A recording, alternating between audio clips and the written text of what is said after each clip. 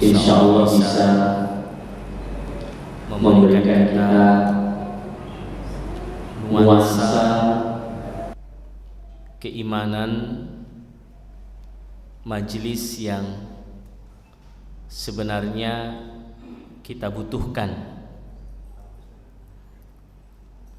kebersamaan dalam ketaatan kepada Allah Subhanahu wa taala, dan talabul ilmi ini akan menjadi asbab taqwiyatul iman, penguatan iman kita kepada Allah Subhanahu wa taala. Yang lalu pernah saya membahas di masjid ini bagaimana seseorang itu pada hakikatnya hidup di dunia ini dia melalui satu atau melakukan perjalanan. Sebagaimana ketika kita mau melakukan perjalanan, mau bersafar, kita butuh yang namanya tujuan. Kemana kita akan pergi?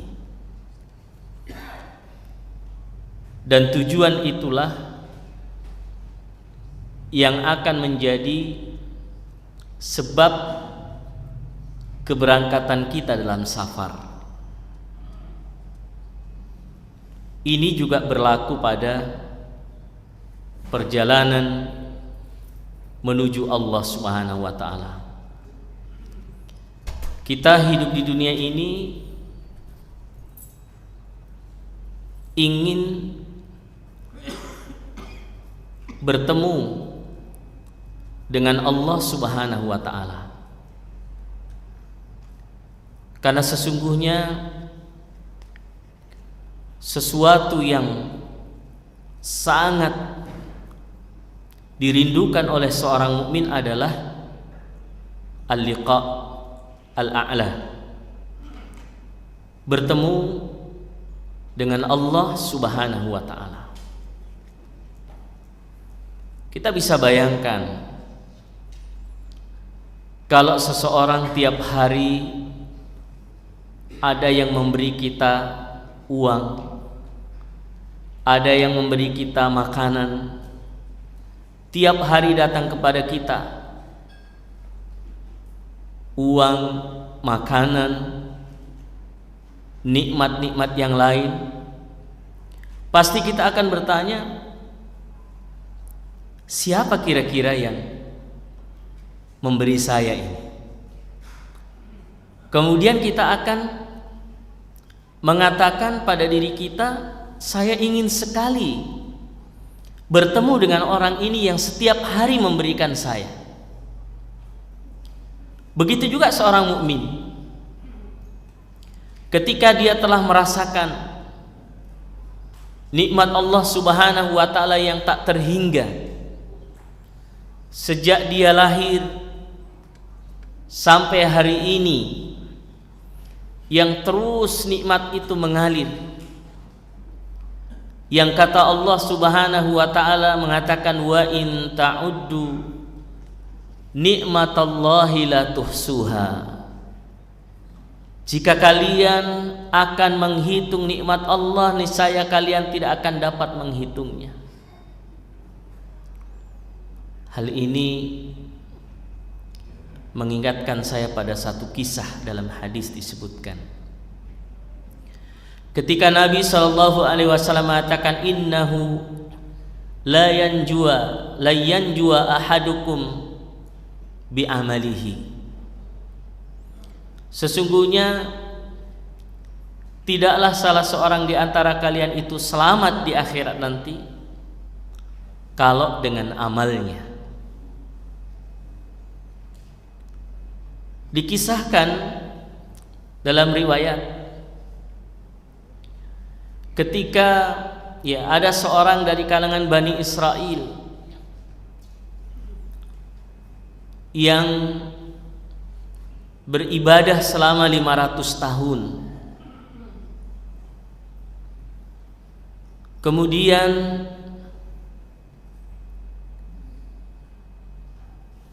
meninggal dalam keadaan sujud,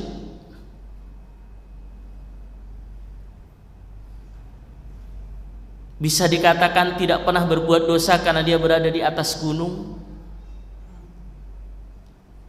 hanya beribadah kepada Allah Subhanahu wa ta'ala. Dari umat terdahulu ini, kemudian ketika hari kiamat datang, Allah Subhanahu wa ta'ala mengatakan, masukkanlah hambaku ke dalam surga karena rahmatku. Maka sang hamba ini protes, ya Allah, masukkan aku ke dalam surgamu karena amalku. Yang perlu kita stressing di sini bahwa amal memang menjadi penyebab seseorang itu tingkatannya di surga berbeda. Tetapi masuknya seorang hamba itu ke surga itu tidak cukup kalau karena amalnya, tapi karena rahmat Allah Subhanahu wa ta'ala. Terbebas dari api neraka kemudian dimasukkan ke dalam surga itu karena rahmat Allah. Kalau dengan amalan tidak cukup, maka ketika hamba ini mengatakan, ya Allah, masukkanlah aku ke dalam surgamu karena amalku, kemudian ditimbanglah seluruh sujudnya, doanya, salatnya, amalannya, munajatnya kepada Allah Subhanahu wa ta'ala selama 500 tahun dengan nikmat sebelah mata saja. Nikmat sebelah mata kemudian ditimbang, ternyata jamaah sekalian, lebih berat nikmat sebelah mata itu dibanding ibadahnya selama 500 tahun. Itulah karunia Allah, bahwa la yanjua ahadukum bi amalihi. Tidak akan selamat orang itu kalau hanya karena amalnya. Kenapa? Karena begitu besar nikmat Allah yang tidak akan pernah cukup kalau dibarter dengan amalan yang kita lakukan. Maka benarlah firman Allah Subhanahu wa ta'ala, wa in ta'uddu nikmatallahi la tuhsuha. Jamaah yang dimuliakan oleh Allah Subhanahu wa ta'ala, hadis-hadis atau riwayat-riwayat seperti ini mengingatkan kepada kita begitu besar nikmat Allah Subhanahu wa ta'ala yang perlu untuk kita syukuri. Begitu banyak nikmat Allah Subhanahu wa ta'ala yang perlu kita syukuri. Suatu ketika ada seorang yang mengadu kepada seorang alim dan mengatakan, wahai alim, wahai ulama, saya ini betul-betul orang yang paling menderita di dunia ini. Orang yang paling menderita di dunia ini. Kemudian sang alim ini mengatakan, apa buktinya? Dia mengatakan, saya ini orang yang miskin, orang yang susah, orang yang sulit, orang yang selalu kekurangan dari sisi harta dan seterusnya. Maka sang alim ini mengatakan, kalau begitu, maukah kamu dihilangkan satu tanganmu dan diberikan 100 dirham? Tidak mau. Maukah kamu dihilangkan satu matamu, diberikan 100 dirham? Maukah kamu dihilangkan satu kakimu dan diberikan 100 dirham? Maka orang ini mengatakan, saya tidak mau. Maka sang alim ini mengatakan, subhanallah, beratus-ratus dirham yang ada pada dirimu, engkau masih belum bersyukur kepada Allah Subhanahu wa ta'ala. Apalagi nikmat iman, yang mana iman inilah nanti, ya nikmat iman, nikmat keikhlasan kita dalam beribadah, nikmat hidayah ini yang akan membawa kita pada keberuntungan. Ada satu hadis yang penting juga saya angkat di sini. Ini sebagai muqaddimah, ya, bagaimana kita perlu dan wajib bersyukur kepada Allah. Ya, ibadah kita itu untuk membalas kebaikan Allah saja belum cukup, apalagi untuk menghapuskan dosa-dosa kita. Lebih-lebih tidak cukup. Disebutkan dalam Sahih Bukhari dan Muslim.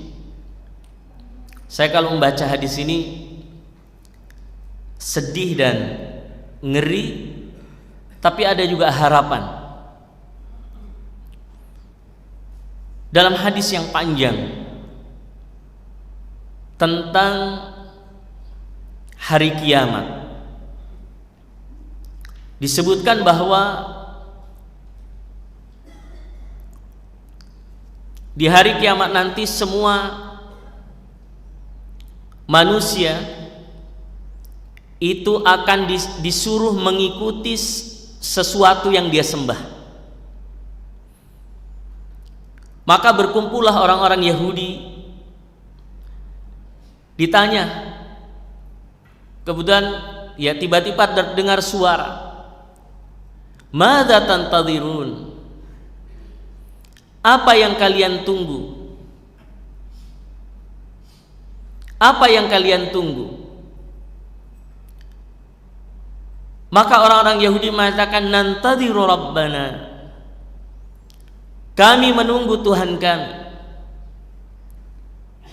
Ma kuntum ta'budun, apa yang kalian sembah di dunia? Uzair ibnullah, Uzair anak Allah. Maka Allah memunculkan wajah seperti Uzair yang disembah oleh orang-orang Yahudi, padahal itu syaitan, kemudian diikuti. Kemudian orang-orang Nasrani berkumpul dan terdengar suara, madza tantadirun, apa yang kalian tunggu? Orang-orang Nasrani, orang-orang Nasara mengatakan, nantadiru rabbana, kami menunggu sesembahan kami. Siapa yang kalian sembah? Isa bin Maryam. Maka Allah memunculkan seperti Nabi Isa bin Maryam yang mereka ikuti, padahal itu Allah munculkan adalah syaitan. Maka mereka mengikuti dan masuk ke dalam neraka jahanam. Wal iyadu billah. Kemudian masih berkumpul orang-orang yang beriman. Orang-orang yang beriman berkumpul. Kemudian terdengar suara, madza tantadirun,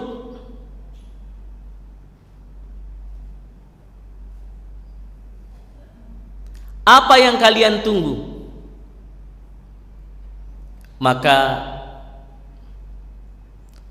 orang-orang yang beriman ini mengatakan, nantadiru rabbana, kami menunggu Tuhan kami. Siapa Tuhan kalian dan siapa yang kalian sembah di dunia? Allah. Apakah kalian mengenalnya? Maka orang-orang yang beriman mengatakan, kami belum pernah melihatnya, akan tetapi kalau kami melihatnya pasti kami mengenalinya.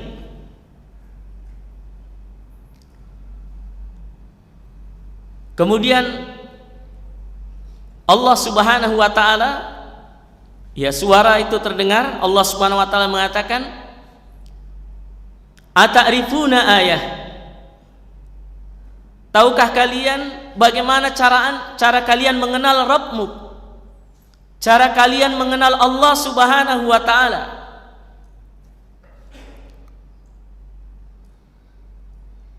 Apakah kalian tahu ayat yang menggambar, yang ketika atau tanda-tanda yang bisa kamu kenali? Maka orang-orang yang beriman mengatakan as-saq. As-saq artinya betis. Kemudian mereka mengatakan firman Allah Subhanahu wa taala, "Yauma yukshafu an saqi wa yud'auna ila sujudi fala yastati'un. Khashi'atan absaruhum tarhaquhum dhillah wa qad kanu yud'auna ila sujudi wa hum salimun." Sak itu artinya betis. Dan ini akidah Ahlussunnah wal Jamaah, bahwa sifat Allah Subhanahu wa taala ketika disebutkan dalam Al-Qur'an dan Al-Hadits, kita yakini betis ya betis, tapi bagaimana bentuknya kita tidak perlu tanyakan, karena itu adalah sesuai dengan keagungan dan kemuliaan Allah Subhanahu wa taala. Maka orang-orang yang beriman membacakan ayat ini, maka disingkaplah betis Allah Subhanahu wa taala. Yauma yukshafu an syaq, yauma yukshafu an saq wa yud'auna ila sujudi fala yastati'un. Maka orang-orang yang beriman ketika mendengarkan ayat ini dan ditampakkan oleh Allah Subhanahu wa taala, maka semua orang yang beriman sujud semuanya. Tapi ada orang-orang yang di kumpulan mereka mau sujud tapi tertahan.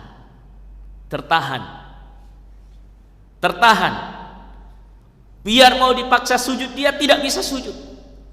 Tapi orang-orang yang beriman dengan iman yang benar, dengan tauhid yang benar, dengan keikhlasan dalam beribadah kepada Allah, bukan hanya karena riya, bukan karena sum'ah, bukan hanya karena ingin dilihat manusia, tujuannya hanya satu, Allah, la ilaha illallah, ikhlas karena Allah, tidak ada tujuan lain selain Allah Subhanahu wa taala. Mereka semuanya sujud.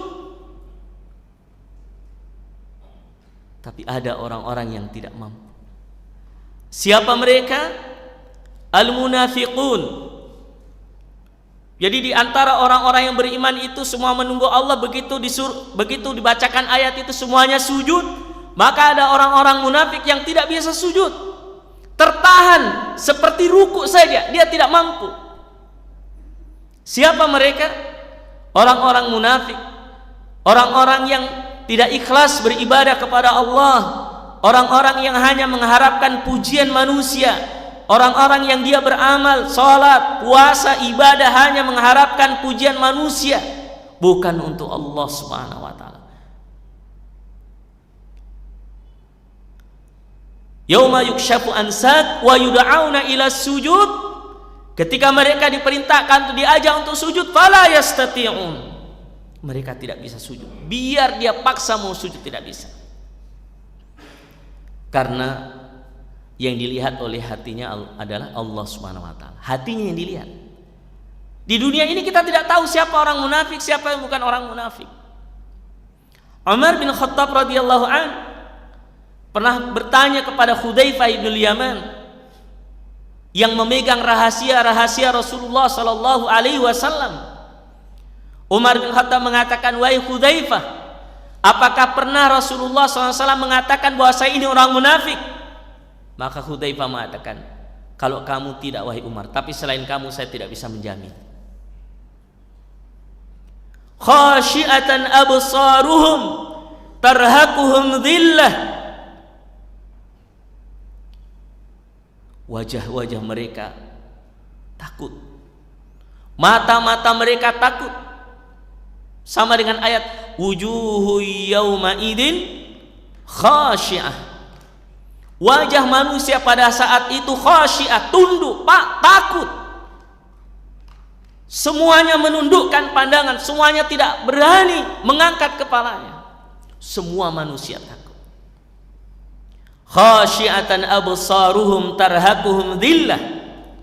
Wajah mereka, mata mereka ketakutan, yang dipenuhi dengan kehinaan. Wa qad kanu yud'auna ila sujudi wa hum salimun.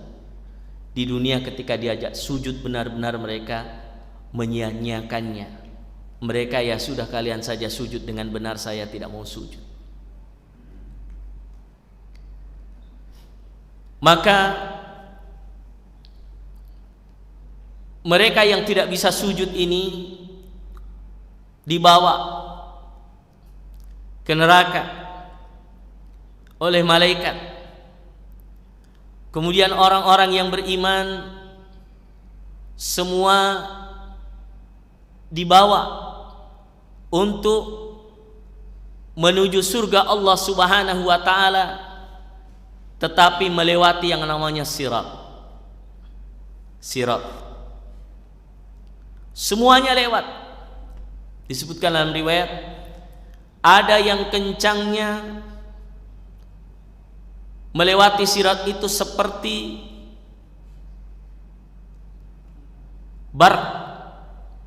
ya seperti kilat. Ka'ajawidil khail. Ada yang lewat seperti kuda yang sangat gagah dan kencang. Ada yang merayap-rayap tapi akhirnya sampai. Ada yang juga tersentuh dengan panasnya, tapi ada orang-orang yang jatuh. Disebutkan dalam sirat tersebut, dalam hadis, bahwasanya banyak sekali seperti duri-duri tajam yang terbuat dari besi yang sangat panas menyala berada di sekeliling, di kiri kanan di bawah daripada sirat tersebut. Wa imminkum illa wariduha. Tidaklah di antara kalian kecuali pasti akan melewatinya. Wa kana 'ala rabbika hatman maqdiya. Karena itu adalah menjadi keputusan Tuhan, keputusan Rabbmu, keputusan Allah, bahwa semua pasti akan melewati yang namanya sirat tersebut. Maka siapa yang bisa melewati dengan benar, dengan mudah? Ya mereka yang di dunia ini melewati siratal mustaqim. Jadi kalau di dunia ini dia jalani siratal mustaqim, maka di akhirat dia akan mudah juga. Dia ikuti Al-Quran, dia ikuti sunnah, dia ibadah, dia tawakal, dia taat kepada Allah Subhanahu wa ta'ala sebisa mungkin. Kalau salah dia bertobat, segera kembali kepada Allah. Di dunia ini meniti jalan yang lurus, maka di akhirat dia akan memudahkan dia untuk menyeberangi sirat tersebut.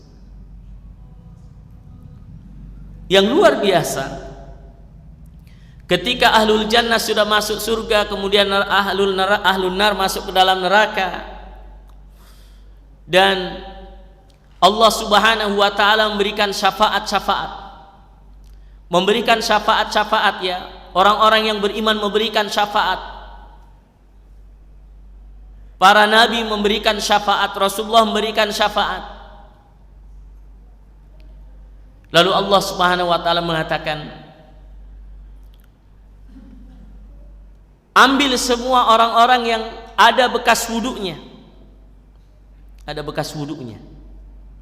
Bekas wudu, dia terpaksa masuk ke dalam neraka, tapi yang bekas-bekas wudunya tidak terbakar api neraka, kemudian diangkat. Kemudian diangkat, kemudian dimasukkan ke dalam nahrul hayah, dimasukkan ke dalam air kehidupan, sungai kehidupan. Maka ketika mereka masuk ke dalam sungai kehidupan itu tumbuh kembali sebagaimana tumbuhnya tanaman ketika turun hujan. Tumbuh kembali sebagaimana tumbuhnya tanaman ketika turun hujan.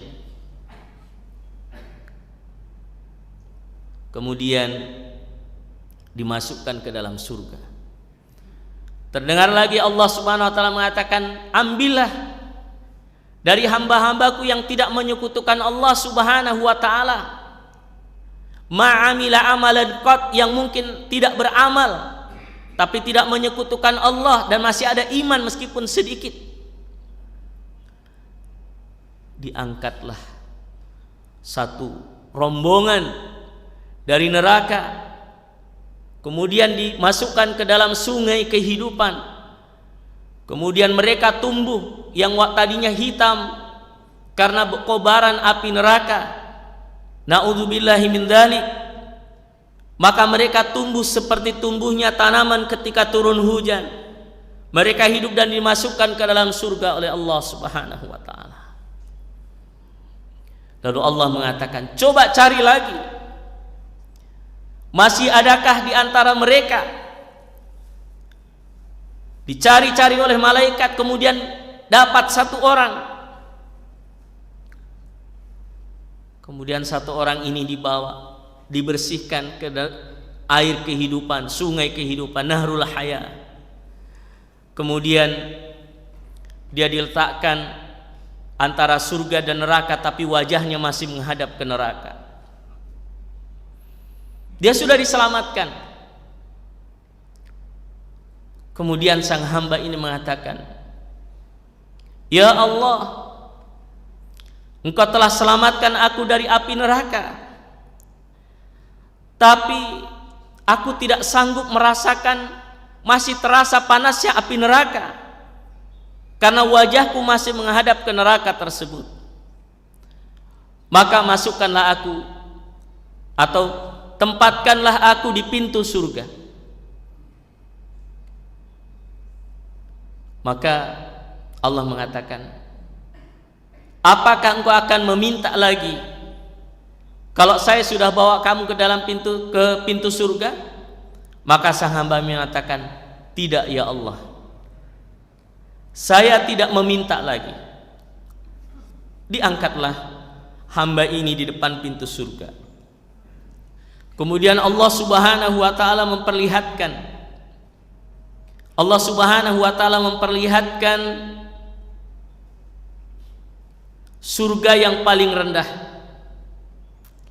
Maka dia melihat kepada surga itu dan dia meminta kepada Allah Subhanahu wa taala, ya Allah, masukkanlah aku ke dalam surga itu. Maka Allah Subhanahu wa taala mengatakan, bukankah engkau telah mengatakan, wahai hambaku, bahwa engkau tidak akan meminta lagi setelah ini? Maka sang hamba ini mengatakan, benar ya Allah, tapi ya Allah, masukkanlah aku ke dalam surga itu. Kemudian Allah Subhanahu wa taala masukkan dia ke dalam surga. Kemudian tamanna, Allah mengatakan, berhayallah, berharaplah apa yang kau mau. Maka Allah Subhanahu wa taala, disebutkan dalam riwayat, sang hamba ini minta lagi kepada Allah sampai Allah tersenyum, sampai Allah tertawa mendengar permintaan hambanya yang tidak pernah habis.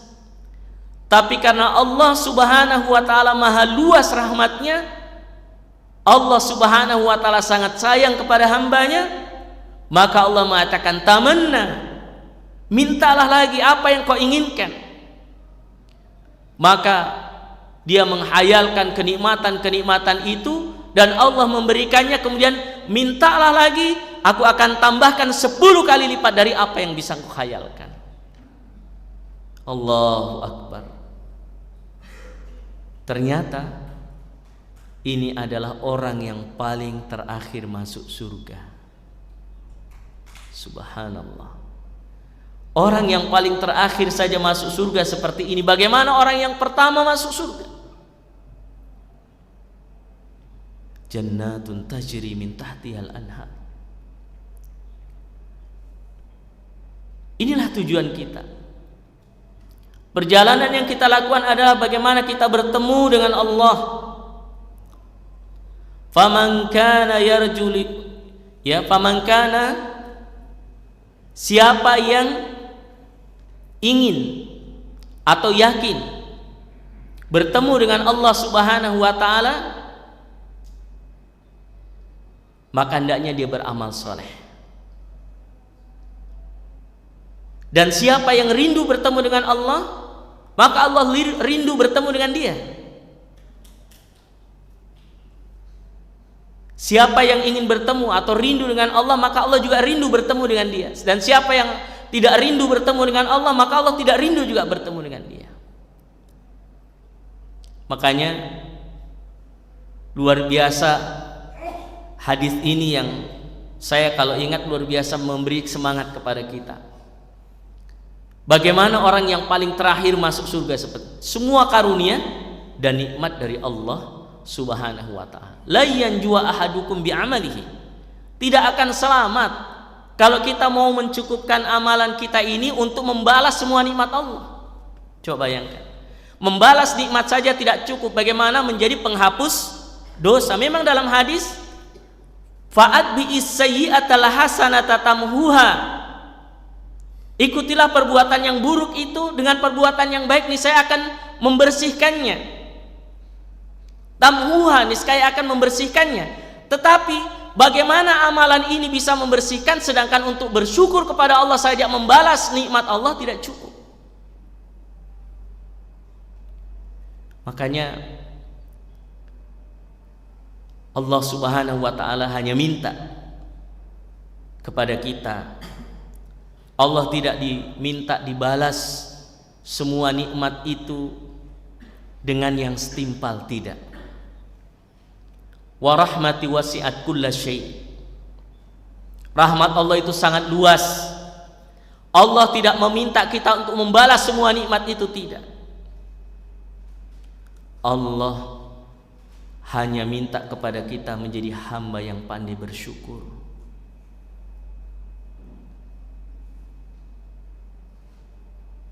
Fadhkuruni adzkurkum washkuruli wala takfurun. Ingatlah kepada aku, niscaya aku akan ingat kepada kalian. Washkuruli, dan bersyukurlah kepadaku, wala takfurun, dan janganlah kalian kafir. Jangan kalian kufuri nikmat-nikmat yang Allah berikan kepada kita yang begitu banyak. Jamaah yang dimuliakan oleh Allah, apa yang ada di alam ini, Allah ciptakan langit dan bumi. Allah ciptakan kita. Allah tiupkan ruh kepada kita. Begitu lahir, semua orang bahagia, kita menangis. Sehingga mengingatkan kita pada satu perkataan ulama, jadilah kalian itu kebalikan daripada ketika kalian lahir, ketika wafat. Ya. Jadi kalau kita lahirkan kita menangis, orang-orang pada bahagia. Tapi kalau wafat, ya jangan seperti kita lahir. Kalau wafat, kita usahakan kita bahagia, orang menangis. Kalau lahirkan, kita yang menangis, orang yang bahagia kedatangan kita. Tapi ketika kita pergi, hendaknya kebalikan daripada ketika kita lahir. Kita bahagia karena bertemu dengan Allah, bertemu dengan kekasih kita, tujuan kita, Tuhan kita Allah Subhanahu wa ta'ala. Sementara orang menangis karena ditinggalkan oleh kita. Maka bersyukur atas segala nikmat Allah Subhanahu wa ta'ala yang begitu banyak. Bil lisan, dengan lisan. Kadang kita harus termenung memikirkan nikmat Allah yang begitu banyak, supaya kita menjadi hamba yang bersyukur. Dan orang yang bersyukur itu pada hakikatnya akan melahirkan sebuah semangat di dalam beribadah kepada Allah Subhanahu wa taala. Jadi kalau dia sholat, kesyukurannya itu akan membawa dia pada kekhusyuan. Karena begitu banyak nikmat Allah ini sehingga membuat dia pada semangat kekhusyuan. Bukankah Nabi SAW pernah ditanya oleh Aisyah radhiyallahu anha, ketika Rasulullah yaqumul lail hatta tawarramat qadamah, salat malam sampai bengkak kedua kaki betisnya. Bengkak kenapa? Atau pecah-pecah? Ya pecah-pecah ya. Pecah-pecah betisnya itu karena tulul qiyam, karena lamanya beliau berdiri. Aisyah bertanya, Rasulullah, engkau ini sudah diampuni dosamu oleh Allah yang telah lewat kalau ada dan yang akan datang kalau ada. Kenapa engkau bersusah payah seperti ini? Apa yang dikatakan oleh Rasulullah? Bukankah sebaiknya dan sudah seyogyanya aku menjadi hamba yang bersyukur? Maka apapun keadaan kita, mari bersyukur kepada Allah Subhanahu wa taala bil lisan, dengan lisan kita, alhamdulillah, alhamdulillah. Ayat Al-Qur'an di surat Al-Fatihah Allah buka itu dengan alhamdulillah. Segala puji bagi Allah. Ala kulli hal. Alhamdulillah, segala puji bagi Allah atas semua takdir-takdir yang Allah tetapkan, atas segala nikmat yang Allah berikan, atas segala kebaikan-kebaikan yang Allah berikan kepada kita. Alhamdulillahi Rabbil Alamin, dengan lisan-lisan kita. Kemudian bersyukur dengan perbuatan kita atau dengan hati kita. Bagaimana bersyukur dengan hati ini? Merasakan semua nikmat itu.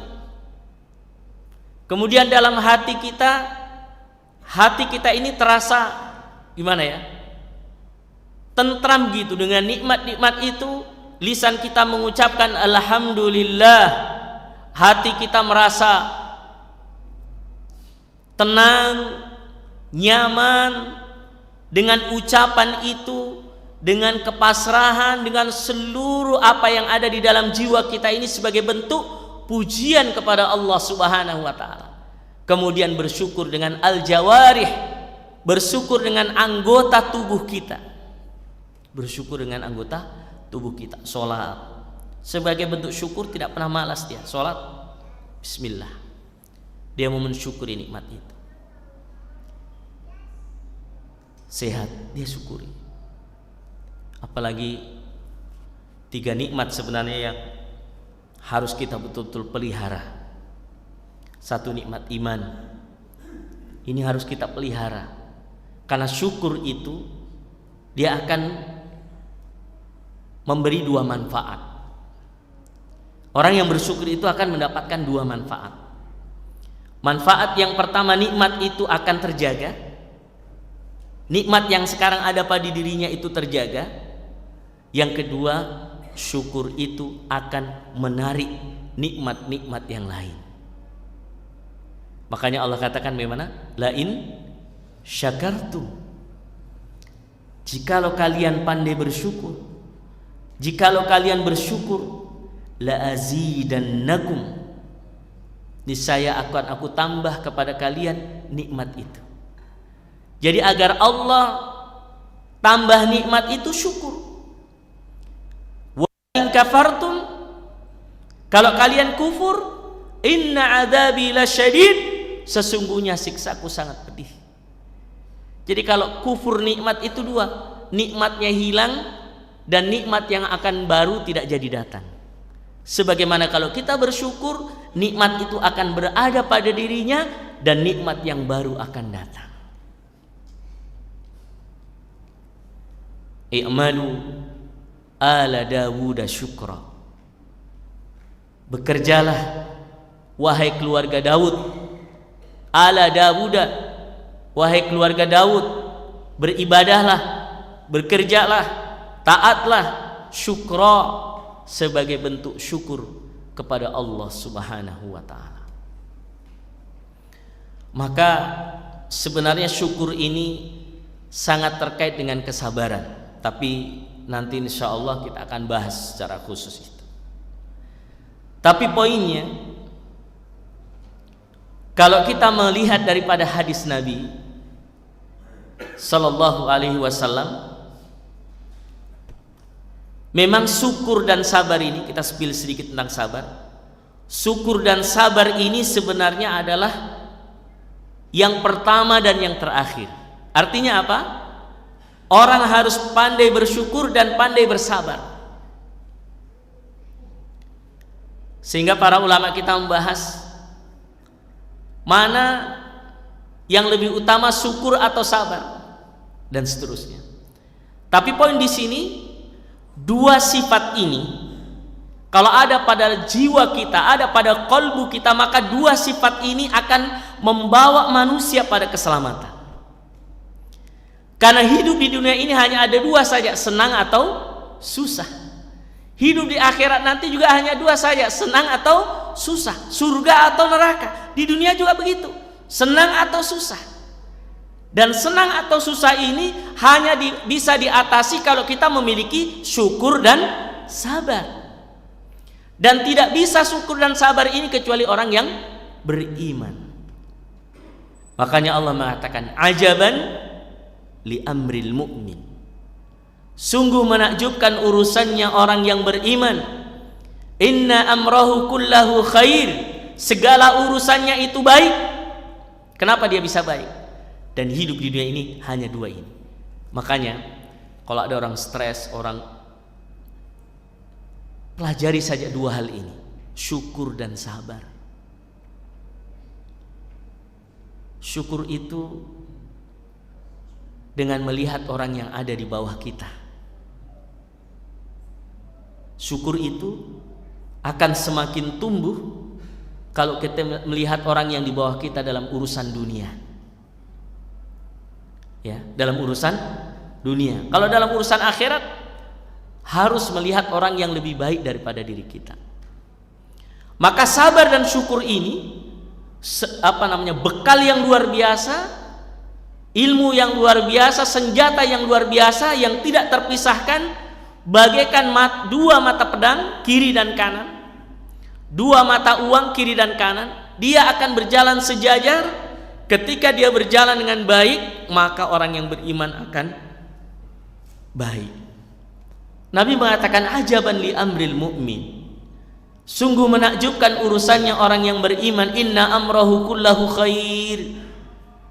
Sesungguhnya segala urusannya itu baik. In asobathu sarra syakara fakana khairan lahu. Kalau kebaikan dia dapatkan, dia bersyukur, maka dia lebih baik baginya. Wa in asobathu darra sabara fakana khairan lahu. Kalau dia sedang ditimpa sesuatu yang tidak menyenangkan, fakana khairan lahu, maka lebih baik baginya. Walaysa dzalika illa mu'min. Dan tidak bisa mewujudkan itu kecuali orang yang beriman. Maka syukur dan sabar ini kunci kebahagiaan kita orang yang beriman. Sedikit lagi bahwa sebagai bentuk syukur kita kepada Allah adalah berterima kasih kepada manusia yang telah berbuat baik. Man lam yashkurin nas lam yashkurillah. Siapa yang tidak bisa berterima kasih pada manusia, maka dia tidak bisa berterima kasih kepada Allah Subhanahu wa taala. Nanti kalau ketemu waktunya lagi, kita bisa bahas tentang kesabaran yang akan melengkapi poin daripada kesyukuran ini. Saya kira demikian. Barakallahu fikum. Mudah-mudahan bermanfaat. Subhanakallahumma bihamdik, asyhadu an la ilaha illa anta, astaghfiruka wa atubu ilaik. Wassalamualaikum warahmatullahi wabarakatuh.